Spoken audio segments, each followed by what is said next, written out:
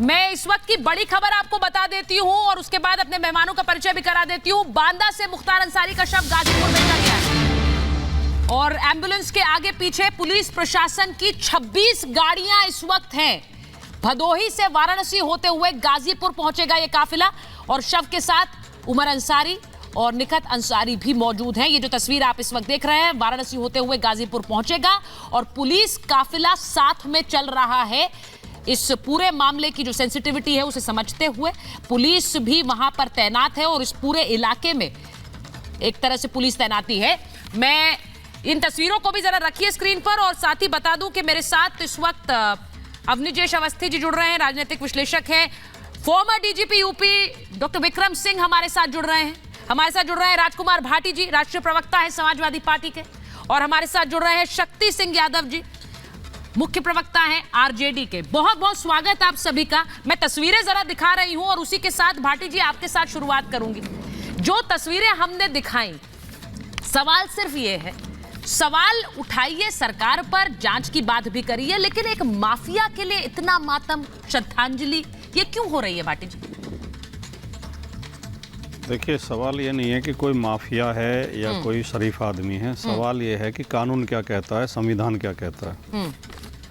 कानून का राज ही हमारी सुरक्षा की गारंटी है। हाँ। अगर व्यक्तियों का राज हो जाएगा तो व्यक्तियों को जिनके चेहरे पसंद है, वो कहावत है नहीं, पुरानी कहावत है। हाँ। कि बात है हाथी पाई है, बात है हाथी पाँव। हाँ। जब राजा होते थे तो राजा का मुंह से निकले हुए शब्द ही कानून होते थे। ठीक। कोई संविधान, कानून, कोर्ट या मीडिया तो होता नहीं था। सहमत। जो राजा ने कह दिया हो गया। सहमत। राजा की मर्जी हुई तो हाथी के पैरों तले कुचलवा दिया और राजा की मर्जी हुई तो हाथी दान में दे दिया। तो अगर वो शासन चाहते हैं तो ये आप बताइए, और अगर संविधान का, कानून का शासन चाहते हैं, सवाल ये है केवल कि संविधान का दुरुपयोग करके, कानून का दुरुपयोग करके क्या जिनके चेहरे हमें पसंद नहीं हैं उनको तरीके से निपटाया जाएगा? क्या ऐसा देश हम चाहते हैं? ऐसा जंगल राज हम चाहते हैं? और अगर ऐसा होगा तो किसकी सुरक्षा की गारंटी है? आज तो ये कह के बचा जा सकता है कि माफिया। आप अपनी पार्टी के बहुत ही अच्छे प्रवक्ता हैं, मैं इस बात को कई बार कह चुकी हूं शो के दौरान, इसीलिए आपने बहुत आराम से मेरा क्वेश्चन डक कर दिया। मैं सवाल आपसे ये पूछ रही हूं कि समाजवादी पार्टी अपने एक्स पर पोस्ट करके श्रद्धांजलि दे रही है मुख्तार अंसारी को, ऐसे व्यक्ति को जिसको सियासी संरक्षण मिला, ये हम सब जानते हैं, आप भी जानते हैं, और किस पार्टी ने दिया ये भी आप जानते हैं। लेकिन ये बताइए कि आज माफिया का महिमा मंडन कौन कर रहा है? जो आदमी दुनिया से चला गया वो काहे का माफिया? क्या वो जनप्रतिनिधि नहीं था? क्या जनता ने उसे चुना नहीं था? क्या जनता ने उसे चुना नहीं था? क्या वो समाज का हिस्सा नहीं था? अपराधी था तो उसके लिए कानून है, कोर्ट है, कोर्ट ने सजा दी। नहीं भाटी जी, नहीं, मैं आपसे सहमत नहीं हूं। मैं आपसे सहमत इसलिए नहीं हूं क्योंकि आप किसका महिमा मंडन करते हैं ये आपको सोचना पड़ेगा। आप किसको हीरो बनाते हैं ये आपको सोचना पड़ेगा, इसीलिए ये सवाल उठाया जा रहा है। आज नहीं है तो कोई जश्न नहीं मना रहा है मौत पर मुख्तार के। देश की ये हो गई है कि भारतीय जनता पार्टी जो सत्तारूढ़ पार्टी है, सत्तारूढ़ पार्टी एक बम विस्फोटों की आरोपी आतंकवादी रही महिला को भी संसद में पहुंचा दे तो महिमा मंडन होता है। और जैसे ही उस महिला का इस बार टिकट काट दिया जाता है और वो बीजेपी के खिलाफ बोलती है तो तुरंत उसके पास कोर्ट। आपने कभी अपराधियों को टिकट नहीं दिया? पहले नोटिस समाजवादी पार्टी ने कभी अपराधियों को टिकट दिया कि नहीं? सवाल तो उठा रही हैं आप। नहीं, उठा रही हूँ ना, उनसे भी पूछती हूँ, उनसे भी पूछती हूँ। आपने न जाने कितनी बार प्रज्ञा ठाकुर का नाम लिए बिना बोला और मैंने नाम लिया है डिबेट में। मैं आपसे सिर्फ ये कह रही हूँ कि महिमा मंडन करना सियासी पार्टियों को छोड़ना होगा। डॉन, बाहुबली, फिरौती, हत्या का दोषी था सर। सहमत हूँ आपकी बात से। मैं कतई सहमत हूँ आपकी बात से, लेकिन भेदभाव भी छोड़ना होगा। जब भारतीय जनता पार्टी ने एक आतंकी आरोपी को टिकट दिया था तो क्यों इस तरह के सवाल नहीं पूछे गए? तब उसका महिमा मंडन किया जाता है। वो एक जाबाज पुलिस अफसर पर आरोप लगाती है, जो हमारा पुलिस अफसर देश के लिए शहीद हुआ, देश के नागरिकों की रक्षा करते हुए मुठभेड़ में शहीद हुआ, उसे कहते हो मेरे शराब के कारण मरा। और पूरी भारतीय जनता पार्टी उस महिला के पक्ष में खड़ी होती है।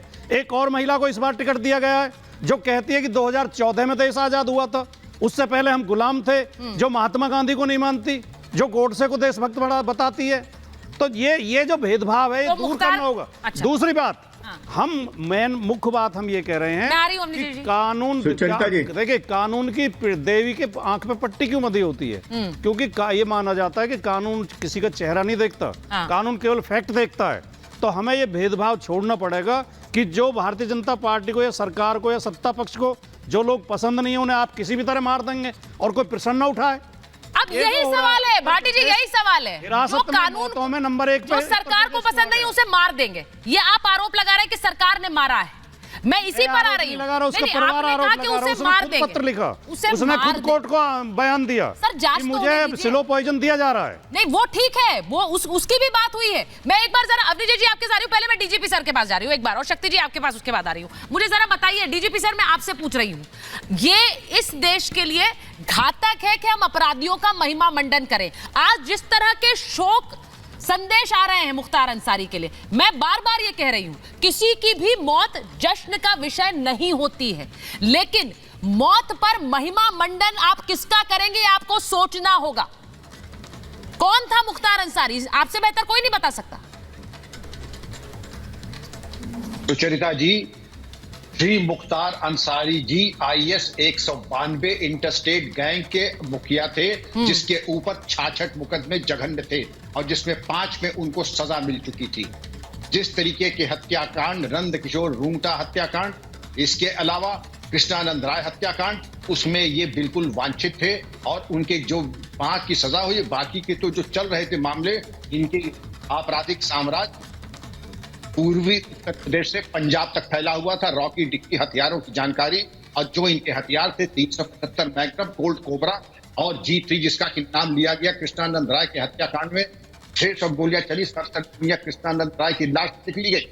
और श्री मुख्तार अंसारी जी के प्रति जो सम्मान और ये संवेदना प्रकट की जा रही है, अरे जिनसे की जा रही, मैं उनसे पूछना चाहूंगा, अरे उसके आपराधिक इतिहास के ऊपर कभी गौर किया था? जिसकी इसने हत्या की थी और जिनको गंगा जी में ढकेल दिया था मारने से पहले, उनके बारे में भी कभी एक बार सोच लिया होता?